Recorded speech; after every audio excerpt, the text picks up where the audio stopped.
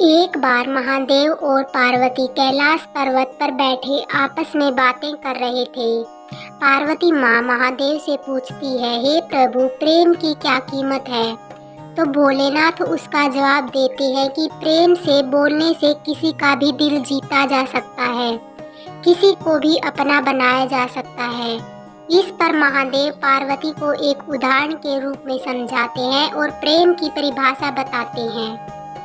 एक गांव में एक मजदूर रहा करता था जिसका नाम हरिराम था। उसके परिवार में कोई नहीं था। दिन भर अकेला मेहनत में लगा रहता था। दिल का बहुत ही दयालु और कर्मों का भी बहुत अच्छा था। मजदूर था, इसलिए उसे उसका भोजन उसे मजदूरी के बाद ही मिलता था। आगे पीछे कोई ना था, इसलिए वो इस आजीविका से संतुष्ट था। एक बार उसे एक छोटा सा बछड़ा मिल गया। उसने खुशी से उसे पाल लिया। उसने सोचा आज तक वो अकेला था, अब वो इस बछड़े को अपने बेटे के जैसा पालेगा। हरिराम का दिन उसके बछड़े से ही शुरू होता और उसी पर खत्म होता। वो रात दिन उसकी सेवा करता और उसी से अपने मन की बात करता। कुछ समय बाद बछड़ा बैल बन गया। उसकी जो सेवा हरिराम ने की थी, उससे वो बहुत ही सुंदर और बलशाली बन गया।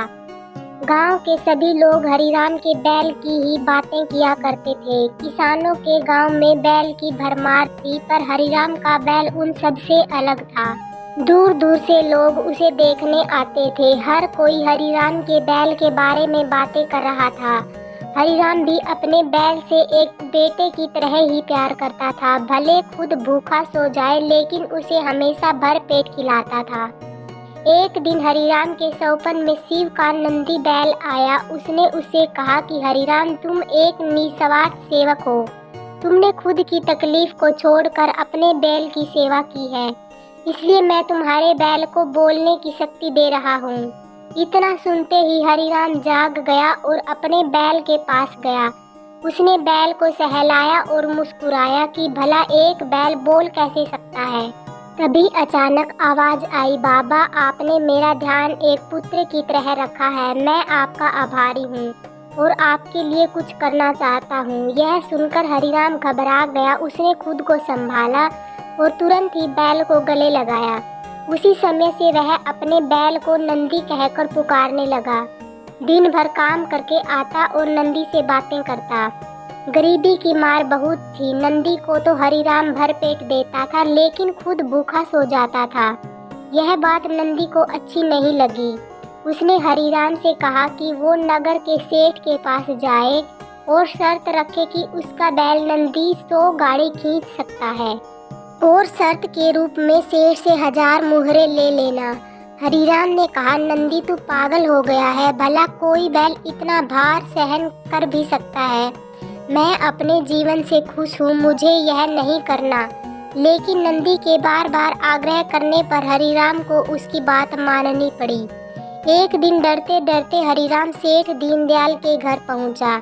दीनदयाल ने उससे आने का कारण पूछा। तब हरिराम ने शर्त के बारे में कहा।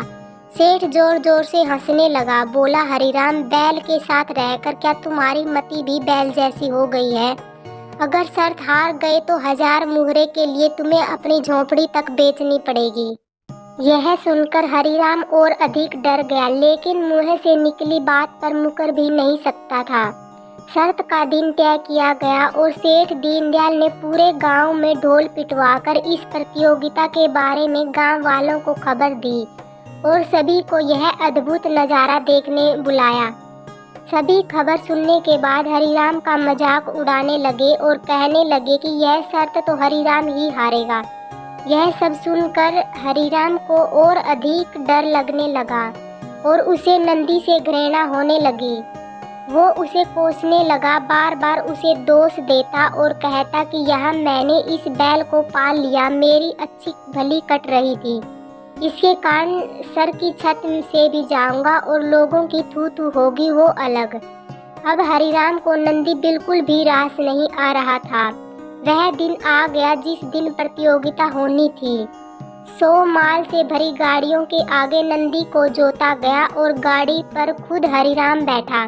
सभी गांव वाले यह नज़ारा देख हंस रहे थे और हरिराम को भला बुरा कह रहे थे। हरिराम ने नंदी से कहा, देख तेरे कारण मुझे कितना सुनना पड़ रहा है। मैंने तुझे बेटे जैसा पाला था और तूने मुझे सड़क पर लाने का काम किया। हरिराम के ऐसे घृणित शब्दों के कारण नंदी को गुस्सा आ गया और उसने ठान ली कि वो एक कदम भी आगे नहीं बढ़ाएगा। और इस तरह हरिराम शर्त हार गया। सभी ने उसका मजाक उड़ाया और उसे अपनी झोंपड़ी सेठ को देनी पड़ी। अब हरिराम नंदी के साथ मंदिर के बाहर पड़ा हुआ था और नंदी के सामने रो रो कर उसे कोस रहा था। उसकी बातें सुन नंदी को सहा नहीं गया और उसने कहा, बाबा हरिराम, यह सब तुम्हारे कारण हुआ। यह सुन हरिराम चौंक गया। उसने गुस्से में पूछा कि मैंने क्या किया? तुमने भांग खा रखी है क्या? तब नंदी ने कहा कि तुम्हारे प्रेम के बोल के कारण ही भगवान ने मुझे बोलने की शक्ति दी और मैंने तुम्हारे लिए यह सब करने की सोची, लेकिन तुम उल्टा मुझे ही कोसने लगे और मुझे भला बुरा कहने लगे। तब मैंने ठानी मैं तुम्हारे लिए कुछ नहीं करूँगा, लेकिन अब मैं तुमसे फिर से कहता हूँ कि मैं 100 गाड़ियाँ खींच सकता हूँ। तुम जाकर फिर से शर्त लगाओ और इस बार अपनी झोंपड़ी और 1000 मुहरे की शर्त लगाना। हरिराम वही करता है और फिर से शर्त के अनुसार 100 गाड़ियां तैयार कर उस पर नंदी को जोता जाता है और फिर से उस पर हरिराम बैठता है और प्यार से सहलाकर उसे गाड़ियां खींचने को कहता है। और इस बार नंदी यह कर दिखाता है जिसे देख सब स्तंभ रह जाते हैं और हरिराम शर्त जीत जाता है। सेठ दीनदयाल उसे उसकी झोंपड़ी और 1000 मुहरे देता है। इसलिए जीवन में प्रेम से ही किसी को जीता जा सकता है। कहते हैं प्रेम के सामने ईश्वर भी झुक जाता है। इसलिए सभी को प्रेम के बोल ही बोलने चाहिए। कहानी अच्छी लगी तो कृपया लाइक और चैनल को सब्सक्राइब जरूर करें। जय श्री राम।